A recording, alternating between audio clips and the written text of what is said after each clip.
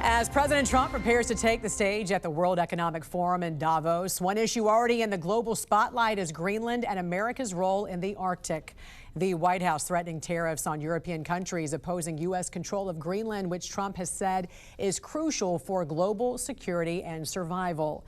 Joining us this morning to discuss is retired Lieutenant Colonel Robert McGinnis, a national security expert and former Pentagon strategist. Good morning to you, Lieutenant Colonel. Great to have you on with us this morning. Good morning, Jan. All right, let's start with the big picture. In plain terms, why does Greenland matter so much to U.S. security right now? Well, the national security strategy the president published last month basically talks about a 21st century Monroe doctrine that has much more to do with actual security from the northern flank than it does in the southern flank. We took, Maduro and put Venezuela on the map here recently because of, in part because of the Chinese influence, the Iranian influence. Well, to the north, we've long had a problem with access to our front door, basically through the Arctic, because old Soviet bombers and missiles could easily access, across the pole. And so we have to have an early warning mechanism up there. And Greenland is an integral part of that open door policy that we have to, shut. And so the president is resilient on this. He's not going to go back. He's going to stick to his guns on this issue.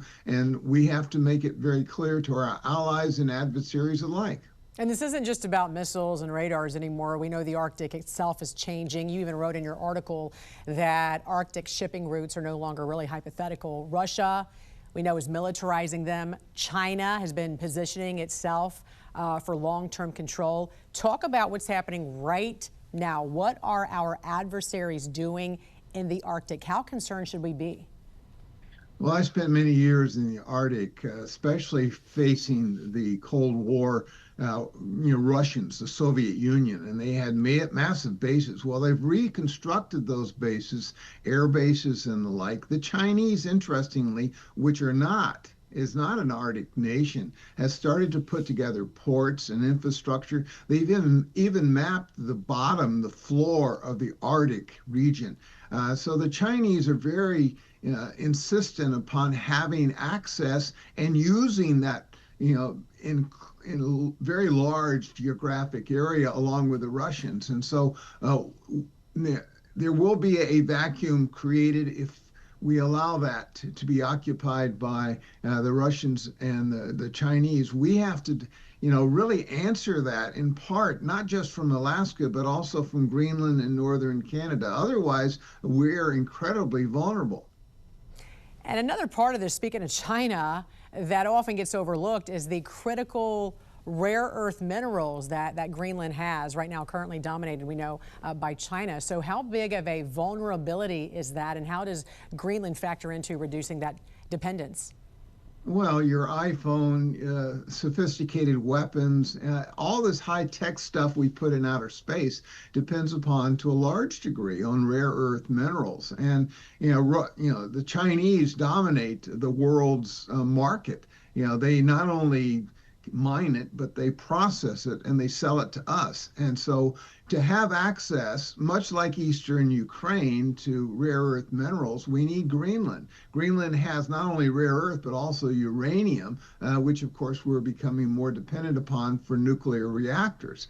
And so it's absolutely essential, strategically essential, that we not necessarily own Greenland, but we leverage it against the Chinese. Otherwise, we become far more dependent upon Beijing than we ought to be. And like you said before, when you talk about uranium and enriching uranium, you don't want your adversaries being able to get their hands on that as well. World leaders are going to be closely watching for signals about American intent today. How would you advise the president? What message should he be sending to allies, to adversaries, and the American public all at once when he speaks about this?